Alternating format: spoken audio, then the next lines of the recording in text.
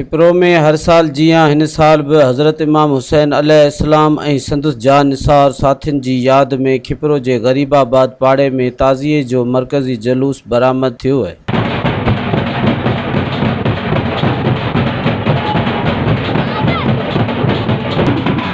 जेको खिपरो जे रवायती रस्तनि तां थींदो खिपरो जे शहीद रमज़ान चौक ते पहुतो।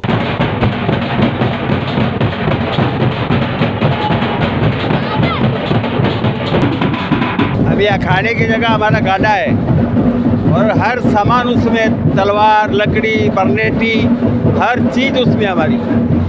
बस वो अखाड़ा भी लगाते हैं हम सिंधी स्कूल पे और एक बड़ा शहीद चौक पे।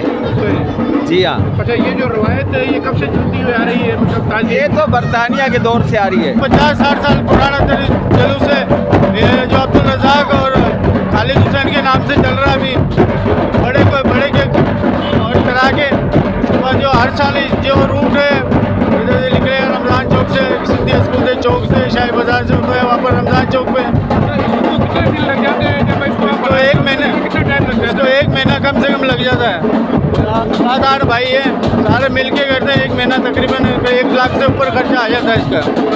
जी, खर्चा कितने का तकरीबन हो जाता है? ये पन्नियाँ जो आप लगाते हो, ये किस किस्म की पन्नियाँ होती है? काम पन्नी होती है? ये हम तो जानते नहीं है, हमें ये मिस्त्री लेके आते हैं, कटवाते हैं इनसे पन्नी। कम से कम भी शहर का चंदा 30-35 हज़ार रुपये होता है टोटल।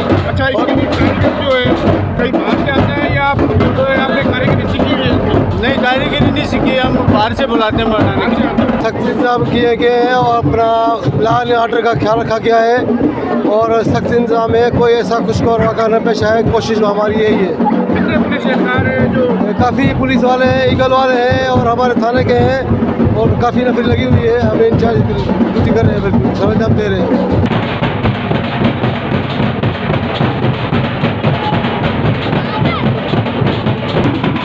जॾहिं त राति जो 11 वॻे ताज़ीअ जो मरकज़ी जलूस शहीद रमज़ान चौक खां बरामद थींदो, जेको खिपरो जे रवायती रस्तनि तां थींदो सुबुह जो फजर महिल शहीद रमज़ान चौक ते नहर थींदो।